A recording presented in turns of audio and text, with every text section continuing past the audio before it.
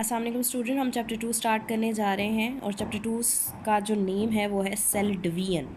Division क्या है कि सेल यानी खुलिये का तकसीम होना, एक पुराने सेल का दो नए सेल्स में अपने जैसे दो नए सेल्स में तब्दील होना डिवीजन कहलाता है। एक सेल का तकसीम होकर दो में तब्दील हो जाना सेल डिवीजन कहलाता है। ठीक है, इस पूरे चैप्टर में हम ये पढ़ने जा रहे हैं। पूरे चैप्टर में हम जो है वो मियोसिस और माइटोसिस भी पढ़ेंगे, जो कि सेल डिवीजन की दो आगे टाइप्स हैं।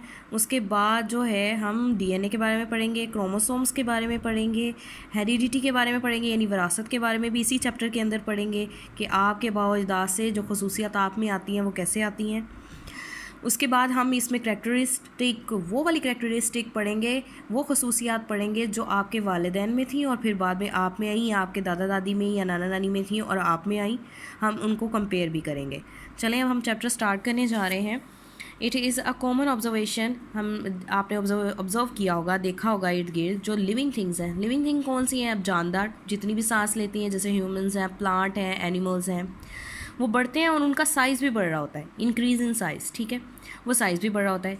इसकी एग्जांपल क्या है कि आप पहले छोटे बच्चे होते हैं, फिर आप वक्त के साथ साथ बड़े होते जाते हैं, फिर आप एडल्ट स्टेज में आते हैं और उसके बाद से फिर आप जो है वो ओल्ड स्टेज में, आपने यानी कि बच्चे से बड़े होकर बूढ़े होने तक के सफ़र को, ठीक है, इंक्रीज़, ये आपका क्या है, डे बाय डे आप ग्रो कर रहे हैं, आप बढ़ रहे हैं। इसी तरह प्लांट है, वो पहले छोटा होता है, छोटा पौधा होता है, फिर वो बड़ा हो जाता है, उसमें जो है उसकी लकड़ियाँ जो होती हैं वो हार्ड होना शुरू हो जाती हैं। पहले वो सॉफ्ट होती हैं वुड्स, फिर आहिस्ता आहिस्ता वक्त के गुजरने के साथ वो जब एक मैच्योर प्लांट बन जाता है, एक दरख्त बन जाता है, पहले पौधा और फिर दरख्त बन जाता है, तो उसके साथ साथ वो फैल भी रहा होता है और क्या हो रहा था, उसकी जो लेंथ है वो भी लंबी हो रही होती है।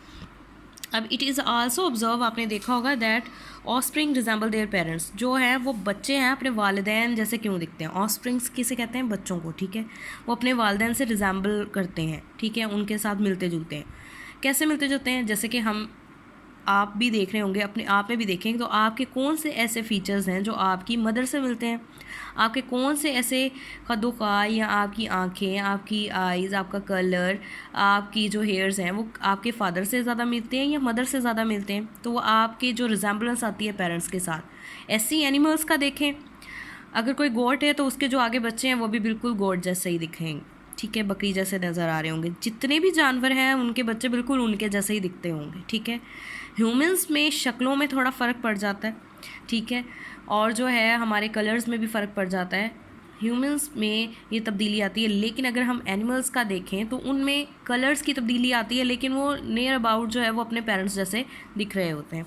अब वो कहते हैं वी हैव लर्न, हमने पढ़ा that all the living things are made up of cells, तमाम जो लिविंग थिंग्स हैं वो सेल से मिलके बनी होती हैं। ठीक है, छोटे छोटे सेल्स मिलकर ही आपकी स्किन बनाते हैं, आपके हेयर्स बनाते हैं, और आपके बॉडी के जितने भी ऑर्गन्स हैं वो सारे क्या हैं, सेल से मिलके बनते हैं। Hence more and more cells are needed for growth and development of the living things, वो कहते हैं इसके लिए ज़्यादा से ज़्यादा सेल्स की ज़रूरत होती है जो उसकी ग्रोथ करते हैं, बढ़ाते हैं और उसकी नशोनुमा करते हैं तमाम लिविंग थिंग्स की। ठीक है, अब वो कहते हैं कि where do new cells come from, अब जो नए सेल्स हैं वो आ कहाँ से रहे हैं। ठीक है, अब ये क्वेश्चन तो मैं भी आपसे कर सकती हूँ कि भाई नए सेल्स कहाँ से आ रहे हैं, तो उसका जो आंसर है वो ये है कि the answer to the question that is that the new cells are produce by the division of pre existing cells. ठीक है, नए सेल्स कहाँ से पैदा हो रहे हैं कि जो पहले से मौजूद प्री एग्जिस्टिंग, जैसे कि मैंने यहाँ बनाया था ओल्ड सेल, ओल्ड सेल को हम प्री एग्जिस्टिंग भी कह सकते हैं, जो पहले से मौजूद हो।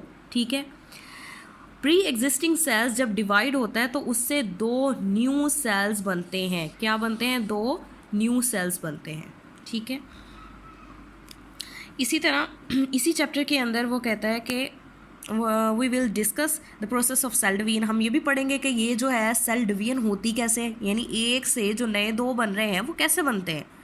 Why do offspring resemble their parents, हम ये भी पढ़ेंगे कि हम जो है अपने वालिदैन जैसे क्यों दिखते हैं, या कुछ जो लिविंग थिंग्स हैं वो बिल्कुल अपने वालिदैन से कैसे मिलते हैं।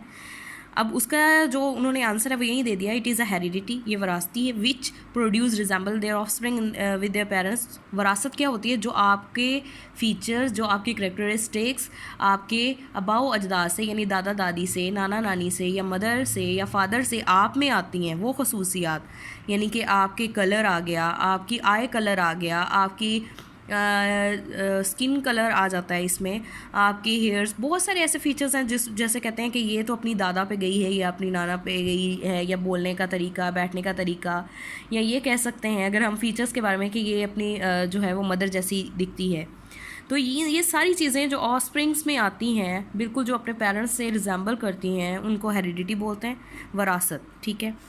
कुछ लोगों के बाल बहुत लंबे होते हैं क्योंकि उनके दादा दादी या ना मतलब दादी के या पुप्पो के या आबा व अजदाद में ये बाल लंबे चले आ रहे होते हैं, या पूरे ख़ानदान में बाल लंबे होते हैं, तो वो क्या है, विरासती तौर पर बाल लंबे हो गए।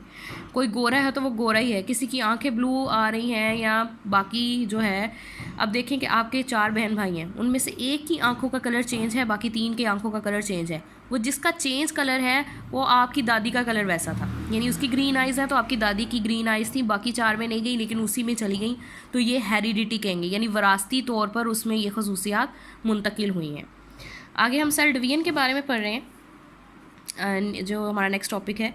Cell division is a process by which a cell divide into 2 daughter cells. Cell division क्या है, तकसीम क्या है, एक ऐसा अमल है जिसके अंदर सेल डिवाइड होता है, किसमें, 2 डॉटर सेल्स में। अब यहाँ पे डॉटर सेल्स का लफ्ज़ आपके लिए न्यू आ गया है। जो आपका ओल्ड सेल है उसको आप क्या बोलेंगे, पेरेंट सेल। ठीक है। लेकिन उसके नतीजे में जो आपके 2 न्यू सेल्स बने थे, इन न्यू सेल्स को आप क्या बोलेंगे, डॉटर सेल्स। ठीक है। जो न्यू सेल्स बने थे उनको क्या बोलेंगे, ओल्ड सेल्स को आप पेरेंट सेल्स बोलेंगे और न्यू सेल्स को आप क्या बोलेंगे, डॉटर सेल्स। यहाँ पे आ जाएं, the cells which divides is called, जो तकसीम हो रहा है उसको पेरेंट सेल बोलेंगे। The cells which are produce as a result of cell division, जो इस तकसीम के अमल में बन रहे हैं, जो न्यू आए हैं, उनको आप क्या बोलेंगे, डॉटर सेल्स। यानी कि जो तकसीम हो रहा है उसको पेरेंट सेल बोला, जो उसके नतीजे में, तकसीम होने के नतीजे में या रिज़ल्ट में हमें जो 2 नए सेल्स बने थे उसको आपने क्या बोला है, डॉटर सेल्स। ठीक है। Before the start of the cell division, अब हम सेल डिवीजन पढ़ने जा रहे हैं कि नए सेल से, ये बच्चों एक बहुत बड़ा प्रोसेस है। जो एक सेल जो 2 सेल्स में आगे फर्दर तकसीम होता है, उसके अंदर भी काफ़ी सारी चेंजिंग हो रही होती है, वो डायरेक्ट से नहीं आ जाता, उसके अंदर भी काफ़ी सारे प्रोसेस चल रहे होते हैं। अब हम प्रोसेस वो वाले पढ़ने जा रहे हैं।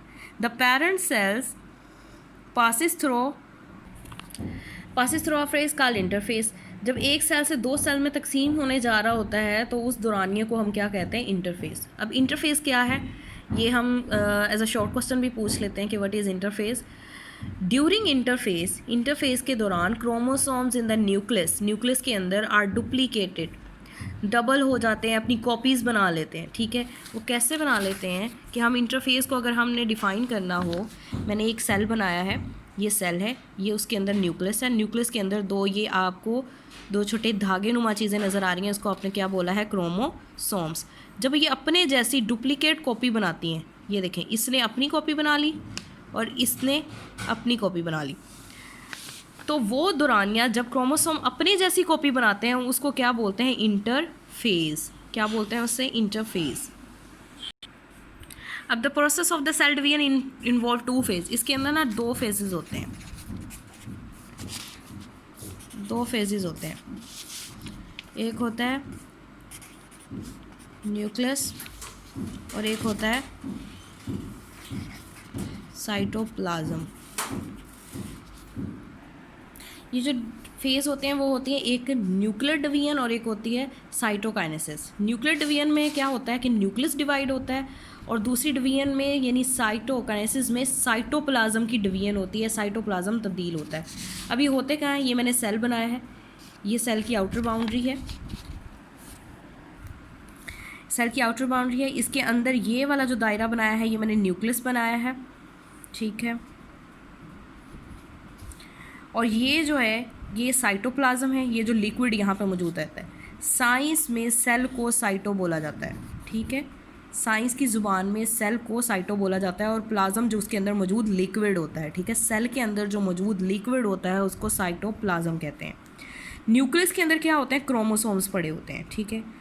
क्या होता है क्रोमोसोम्स, ये वो है यहाँ पर जब एक क्रोमोसोम अपने जैसी दूसरी कॉपी बनाता था सेल के डिवाइड होने के साथ, जैसे यहाँ से सेल डिवाइड होगा ना यूँ दरमियान में, तो इक्वल नंबर ऑफ क्रोमोसोम्स दोनों न्यू डॉटर सेल्स में चले जाएंगे, जैसे कि यहाँ पर गए हुए ये 2 क्रोमोसोम्स थे, जब ये डिवाइड हुए 2 न्यू सेल्स में आए तो यहाँ पे दोनों क्रोमोसोम्स चले गए हैं, ठीक है। और यहाँ पे भी नंबर ऑफ क्रोमोसोम्स जो है वो यहाँ पे भी 2 हैं और यहाँ पे भी 2 हैं, यानी जितने पेरेंट में होंगे उतने ही आगे डॉटर सेल्स में मौजूद होंगे।